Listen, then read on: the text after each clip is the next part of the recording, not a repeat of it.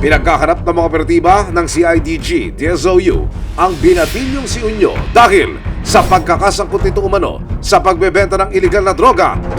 Kasama ang resibo, tinungo nila ang isang planta sa Bataan. Pero para makapasok, ipinakiusap ng may-ari ng planta na magpanggap bilang construction workers ang mga operatiba para makalapit sa kanilang target. Dito ko sa punto na to, nagtanggalan sila ng hard hat, pinababaho yung mga face mask, pati mga balot sa mukha. Bakit to? Nakatulong po yan nung tinanggal nila. Kaya yung isang kasamaan namin, nagsinyas na kami na lapitan na yung subject upang sa ganun, masabihan na rin siya. Ilang beses nyo pong pinasok at pinenetrate itong planta? Isang beses namin na sinubukan, pero yung isang beses na yun is naka-penetrate kami agad. Ilang saglit pa, lumitaw na si Unyo mula sa 50 construction workers na ipinatawag ng manager. Ikaw ay may karapatang manahimik o magsawalang kibo. Nang makapanayam ng resibo si Unyo, hindi na niya itinanggi ang kaso laban sa kanya. Tingin niyo sir, bakit po kayo nahuli? Dahil dun sa kaso ko, kasalanan mo ginawa. Magamit lang po. Umalis lang po ako dun sa namin, sa DSWD na. Bali, tumakas po kayo ba nun? Kwento pa ni Unyo, nagawa lang daw niya ito para kumita ng pera para sa pamilya. Nanay ko, kaya kapatid ko, napadala ko. Dun sa Quezon Province. Nanay ko, yung kapatid ko, nag-aaral sa Manila. Ayun yung sinusuportahan mo. Yung bibigay-bigay lang. Nag-aaral ko. Hindi na menor de edad si Unyo ngayon, pero ayon sa utos ng korte, kailangan muna siyang ibalik sa rehabilitation facility na una niyang naging tahanan. Yung isang minor o isang CICL is recommended po ni court para sa turnover po sa isang facility kung saan doon po siya mag-in-house intervention. Sa tulong ng Municipal Social Worker Development Office o MSWDO ng Mariveles, Bataan, haharapin ni Unyo ang mga pagdinig sa mga kasong isinampalaban sa kanya noon tulad ng paglabag sa Republic Act 9165 para sa sale and possession of illegal drugs.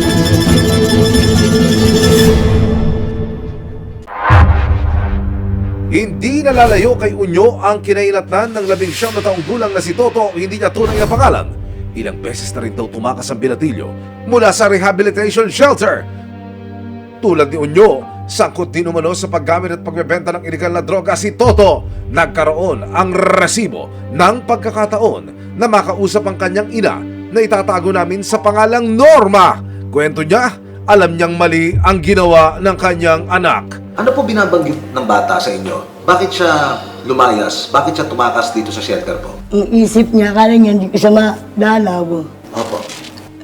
Akala niya yung wala na ba akong ano sa kanya, nagaganon po. October 1, 2024, kasama ang resibo.